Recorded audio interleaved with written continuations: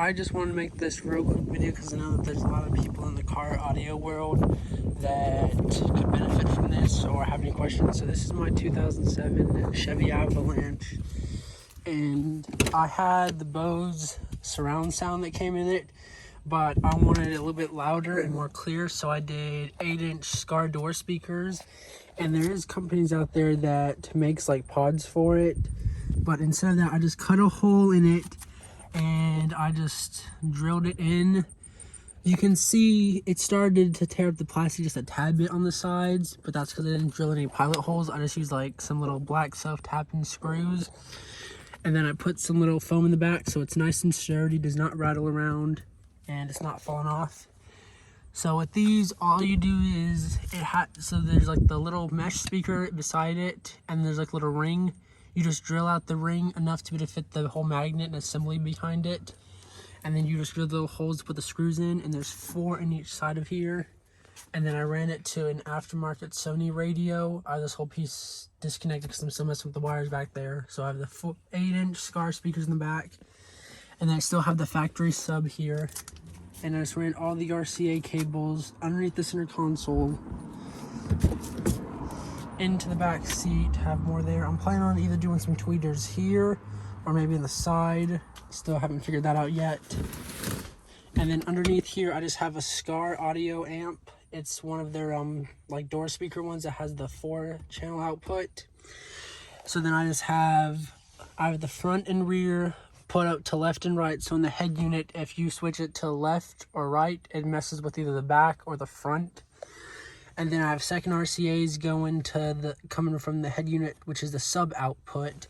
So with this, it's a 4-channel design. So the 2 is the door speakers, and then the 4 is the sub.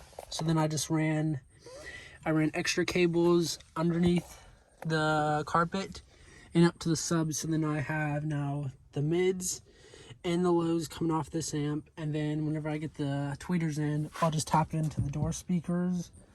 And then if I ever want to add, say, like some outside speakers or some Bode speakers underneath, I can also tap it into this amp. So then I can set it to be the rear, which would be like outside speakers, or then the front, which would be just inside speakers. And it took me a little bit to mess with it and figure everything out, but the way I have it all set up, it works really, really good. I just have to clean up this wire, get some more of this little black loom, and just cover it all up. But right now, it sounds great, very crisp, extremely loud. I don't even have to turn up the head unit like halfway for it to get extremely loud and sound very, very crisp. And I love it so far. Like it works very, very well.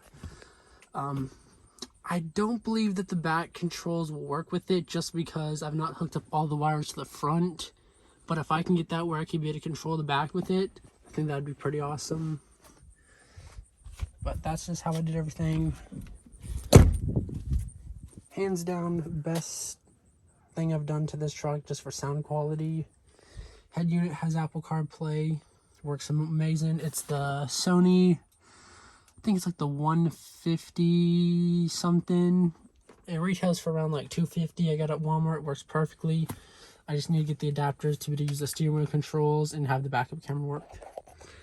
But if you have any questions, just leave a comment. I'll post all the stuff that I have in the description so you guys can easily find it. And if you want to replicate this, now you know how to.